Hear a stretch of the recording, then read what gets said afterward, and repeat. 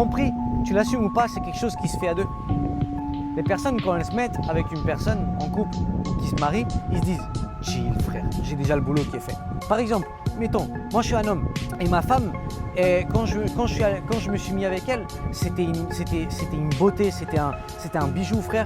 Et comme elles font la plupart, elles se laissent tomber parce que c'est bon, elles ont le chemin qui est fait. Et frère, et 20 ans après, c'est une grosse fâche que tu la vois le matin et tu sais, t'as envie de la jeter à la boucherie limite. Mais tu penses vraiment qu'une personne qui n'est pas avec Dieu, que c'est un faible, je dis pas que l'homme il a raison de la tromper, absolument pas, d'accord. Un vrai homme il ferait quoi? Il lui dirait « Chérie, viens ici, assis-toi 2 secondes, fais gaffe de pas casser la chaise ». Je vais te dire un truc, c'est que là ça part en couille.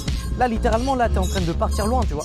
Soit tu redescends de vitesse, tu te remets bien physiquement, tu me re-attires sexuellement et on commence à maintenir cette relation pour qu'on arrive là ensemble et qu'on puisse être vieux et qu'on puisse être en santé et qu'on puisse s'aimer, soit ça va pas le faire. Soit là c'est fini le chemin, d'accord, nos chemins se séparent. Ça c'est un vrai homme ce qu'il ferait. Les fiottes d'hommes, ils font quoi? Ils disent rien à leur femme, ils la trompent par derrière et après ils reviennent le soir dans le lit parce qu'ils n'ont pas de couilles, leurs couilles c'est des billes et ils font « Oh ma chérie, ma chérie ». Mais à la fin le problème il est de qui? Il est de tous les deux. D'accord? La femme parce qu'elle s'est laissée tomber et l'homme parce qu'il n'a pas de couilles de lui dire et qu'il est parti voir autre part. D'accord?